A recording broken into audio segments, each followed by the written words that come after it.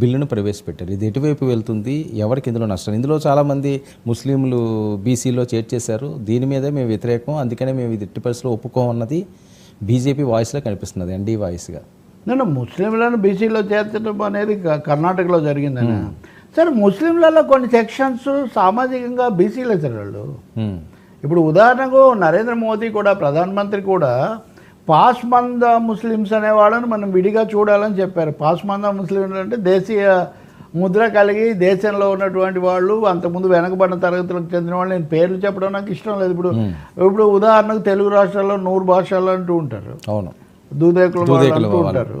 వాళ్ళు ఇలా కొన్ని తరగతుల వాళ్ళు ఉన్నారు. వాళ్ళల్లో కూడా భారతదేశంలో జరిగింది ఏంటంటే, క్రైస్తవ ఇస్లాం మతాల్లో కులం లేనప్పటికీ భారతదేశంలో ఉన్నవాడు దాంట్లో కలిసిన తర్వాత అక్కడ కూడా ఇవి కొనసాగాయి. చెప్తూ ఉంటారు కదా, ఇప్పుడు అందరూ ఇప్పుడు సమానమే అంటే ఎక్కడ ఉండేవి అక్కడ ఉన్నాయి కొన్ని. మళ్ళీ మనం వెంకటేశ్వర స్వామి పాట పాడాలి, కోటికి పడగెత్తిన ధనవంతుడు నీ గుడి ముంగిట సామాన్యుడ. నీవే ఇతర చోట్ల కూడా ఉన్నాయి. కానీ బీజేపీకి సంబంధించినంత వరకు ఒక ప్రధానమైన అస్త్రంగా గతసారి గెలిచాక కాశ్మీర్ 370 తీసుకున్నట్టే 2019లో, 2024లో వాళ్ళు వక్ఫ్ చట్టాన్ని సవరించడం ద్వారా తప్పకుండా దీని ఒక హిందుత్వ అజెండాలో ముఖ్యమైనటువంటి అంశంగా ఇది వాళ్ళు తీసుకొస్తున్నారు. దీంట్లో ముఖ్యమైనది ఏంటి, వక్ఫ్ బోర్డుల్లో నాన్ ముస్లిమ్స్ని కూడా చేర్చవచ్చు అని ఒక అంశం పెట్టారు. ఇది మామూలుగా రాజ్యాంగం చెప్పే మైనారిటీ స్టేటస్ అనేదానికి కొంచెం భంగకరం. మామూలుగా మనం ఇప్పుడు టీటీడీలోనే అన్య మతస్థులు ఉండకూడదు, మొన్న ఒక అన్య మతస్థులు కన్ను కప్పి పైకి పోయాడని చాలా దుమారం మీడియాలో, సోషల్ మామూలుగా వెళ్తేనే. అట్లాంటిది వక్ఫ్ బోర్డులో ఎలా పెడతారు అంటే, ఇది ఒక విధంగా మతపరం ఏదో ఒక విధంగా ఆ జనాభా సమస్య మీద, అది ఓటు సమస్య మీద, నివాస సమస్య మీద, భాష సమస్య మీద ఈ మతం అనే అంశాన్ని తేవడం అనేది ఇక్కడ జరుగుతుంది. ఆఖరికి ఈరోజు మాట్లాడినటువంటి మంత్రి కిరణ్ రిజ్జు ఎంత దూరం పోయాడంటే, మనం కనుక మేల్కోకపోతే ఈ పార్లమెంట్ భవనం ఉన్న స్థలం కూడా మాదే అంటుంది వక్ఫ్ బోర్డు అని. అంటే ఇది ఈ దేశంలో భిన్న మతాలు ఉన్న ఈ దేశంలో ఇలాంటి వాతావరణాన్ని, ఇలాంటి వాదనలు పెంచడం ఏమన్నా ఉంచింది? భారతదేశంలో అత్యధిక భూమి ప్రభుత్వం రైల్వేల దగ్గర ఉంది, తర్వాత భూమి ఫలానా శాఖ దగ్గర ఉంది, కానీ మూడో పెద్ద భూమి వీళ్ళ దగ్గర ఉంది. వీళ్ళ దగ్గర అంటే ఒకడంటూ యజమాని ఏం లేడు. ఇప్పుడు హైదరాబాద్లో నవాబు అవి ఇవి చాలా ఉంటాయి, ఎనిమిది ప్రాపర్టీస్ రకరకాలు. ఇవి ఎలా చేయాలని ప్రభుత్వం చట్టబద్ధంగా చేయాలి. కానీ ఇప్పుడు ఆ విధంగా చూస్తే ప్రపంచంలోనే సంపన్నుడైన దేవుడని మనం చెప్పుకుంటాము. దేవుళ్లకు మతాలకు సంపదలు ఏంటి ఆ మాటకు వస్తే? కాబట్టి మతాల మధ్య సంబంధాలు దెబ్బతినకుండా మత సామరస్యం, లౌకిక తత్వం కొనసాగే విధంగా ఎలా చేయాలి అన్నది కాకుండా బీజేపీ తన ఆలోచన ధోరణితో ఏకపక్షంగా దీన్ని తీసుకొని వస్తూ ఉంది అన్నది ఎంత ఎందుకంటే ఇండియా కూటమి సభ్య పార్టీలే కాదు, జేడీయూ కూడా దీన్ని బలపరచట్లేదు. ఓకే, ఇది బీహార్లో రేపు ఎన్నికల్లో బీజేపీతో కలిసి పోటీ చేయాల్సిన జేడీయూ కూడా, నితీష్ కుమార్ పార్టీ కూడా దీన్ని ఈ రూపంలో మేము బలపరచలేమని వాళ్ళు చెప్తున్నారు.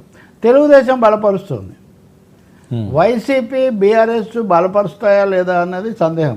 వాళ్ళు పూర్తిగా బలపరచట్లేదు. కాబట్టి నిన్న ఇండియా కూటమి వాళ్ళు చర్చలు జరిపినప్పుడు జాన్ బ్రిటాస్ అని సిపిఎం సభ్యుడు ఉంటాడు, మనం నాన్ ఇండియా పార్టీలను కూడా మనం సంప్రదించాలి, ఇలాంటి వాళ్ళు కూడా కలిసి వస్తారేమో మనం చూడాలన్నారు. ఈరోజు పార్లమెంట్లో చర్చ మొదలుపెట్టారు. తీవ్రమైన భాషలో దాడి చేస్తూ ఉన్నారు. ఏమన్నాడంటే రిజ్జు, 2014 ఎన్నికలకు ముందు కాంగ్రెస్ పార్టీ 146 ఆస్తులను వక్ఫ్ బోర్డుకి ఇచ్చింది అని. అంటే కాంగ్రెస్ పార్టీని ముస్లింలను కలిపి మాట్లాడటం, తర్వాత ఇటు నుంచి హిందుత్వ అజెండా, దేశంలో ఒక కమ్యూనల్ డివైడ్ దిశలో ఈ బిల్లు చర్చ దారి తీస్తున్నట్టుగా మనకు స్పష్టంగా కనిపిస్తుంది. ఇప్పుడు కేరళలో ముస్లిమ్స్ ఎక్కువే ఉంటారు ఉదాహరణ, కానీ అక్కడ బీజేపీ ఉండదు. ఇప్పుడు కమ్యూనిస్ట్ పార్టీ ప్రభుత్వం ఉంటుంది, అంతకుముందు యూడిఎఫ్ ఉంది. కాబట్టి ఇది ఎక్కడికి తీసిపోతుంది అనేది ఒక పెద్ద ప్రశ్న. వీళ్ళకి బలం కూడా సరిపోతుందా? సొంతంగా బీజేపీకి బలం లేదు. తెలుగుదేశం బలపరిచినప్పటికీ ఇతరులు బలపరచకపోతే ఏం జరుగుతుంది? అసదుద్దీన్ ఓవైసీ కూడా గట్టిగా దీని మీద మాట్లాడారు, ఇంకొన్ని పార్టీలు మాట్లాడాయి. అలాగే ఇండియా సమావేశమైనప్పుడు కొంతమంది మనం ఈ బిల్లు మీద చర్చ ప్రారంభించే అవకాశం ముస్లిం సభ్యుడికి ఇవ్వాలి అని వాళ్ళు చెప్పారు. చెప్తే కాదు, ఈ సమస్య దేశ సమైక్యతకు సంబంధించిన సమస్య తప్ప దీన్ని ఏదో హిందూ ముస్లిం కోణంలో మనం చూడకూడదు అనే సూచన వచ్చి దాన్ని కాస్త విరమించుకున్నారు. కేసీ వేణుగోపాల్ కాంగ్రెస్ సభ్యుడు ఆయన దీని మీద ఆయన కూడా మాట్లాడారు. సో లోక్సభలో ఈ చర్చ ఎట్లా వస్తుంది, ఏదైనా కొంతమంది బలపరిచే వాళ్ళు, కొంతమంది తటస్థులు, బిజు పార్టీ బిజు జనతాదళ్ ఉందన్నారు బీజేడీ, వాళ్ళు తటస్థంగా ఉంటామన్నారు. కాబట్టి బిల్లు ఆమోదం పొందడానికి అవకాశం ఉంది సభ సజావుగా జరిగితే. లేదు వాయిదాలు చర్చలు అయితే మనం చెప్పలేం. కానీ ఇంకోవైపున all India Muslim personal law board అని ఒకటి ఉంటుంది. ముస్లింల విషయాలన్నీ వాళ్ళ మతపరమైన కోణం, వాళ్ళు మేము దీన్ని ఎట్టి పరిస్థితుల్లో ఒప్పుకోము, మీరు ఆమోదిస్తే అప్పుడు ఏం జరుగుతుందో మీరే చూస్తారని వాళ్ళకు ప్రకటన చేశారు. అంటే కోర్టుకు వెళ్తామని వాళ్ళ ఉద్దేశం కావచ్చు. అందువల్ల ఈ దేశంలో ఈ సున్నితమైన అంశం మీద తగినంత చర్చ, పారదర్శకత రాజ్యాంగబద్ధంగా చేస్తే చాలా మంచిది. తొందరగా ఎలాగో దీన్ని నెట్టేద్దాం. ఇప్పుడు ఈరోజు చర్చ 9 గంటలు కేటాయించారు, కనీసం 12 గంటలు కావాలని ప్రతిపక్షం అడిగింది. మాకేం అభ్యంతరం లేదు స్పీకర్ ఇస్తే అని బీజేపీ అంటుంది. చివరికి ఏం జరుగుతుందో మనం చూడాలి. కానీ దేశ చరిత్రలో మిగిలిన కొన్ని అంశాలలాగే ఇది కూడా అతి కీలకమైన వివాదాస్పద ఘట్టం కాబోతుంది. సార్ ఏంటి కాశీ మధుర వివాదంలో ఆర్ఎస్ఎస్ ఇది కూడా ఎంట్రీ ఉద్దేశం ఏంటి? ఇది కూడా దాని కొనసాగింపే. ఇప్పుడు మనకు తెలుసు కాశీ మధుర, అక్కడ కాశీలోనేమో గ్యాన్వాపి మసీదు అది పక్కనే ఉంటుంది విశ్వేశ్వరాలయానికి, దాని కింద ఏదో దొరికింది కాబట్టి దాన్ని చెయ్యాలి అని. ఇక్కడ మధుర సరే బృందావనం ఇది. ఇక్కడ వీళ్ళు ఏమంటారు, 1991లో మనము ప్రార్థనా స్థలాల చట్టం ఆమోదించాం. దాని ప్రకారం అయోధ్యలో ఉన్న బాబ్రీ మసీదు, రామ మందిరం అనే వివాదం తప్ప మిగిలిన ఏ వివాదాలు తిరగదోడకూడదు. 1947 ఆగస్టు 15 స్వాతంత్రం వచ్చిన రోజు రాత్రి ఏ మత స్థలం ఎలా ఉందో ప్రార్థనా స్థలం దాన్నే కంటిన్యూ చేసుకోవాలి. ఎందుకంటే తవ్వుకుంటూ పోతే ఇది ఎక్కడికి ముగియదు అని ఏకగ్రీవంగా ఆమోదించిందండి పార్లమెంట్ ఆ బిల్లును. అయోధ్య ఒక్కటంటే ఇప్పటికే వివాదం అయిపోయింది కాబట్టి దాని వరకు మనం కోర్టు చెప్పినట్టు చేద్దాం, మిగిలినవన్నీ మనం కదిలించవద్దు అన్నది చాలా హేతుబద్ధమైన ఆరోగ్యకరమైన చట్టం చేసింది పార్లమెంటు. కానీ కాశీలో మధురలో ఆ తర్వాత మొన్న ఇంకొన్ని చోట్ల కోర్టులు అనుమతిస్తున్నాయి, తవ్వండి సర్వేలు చేయండి.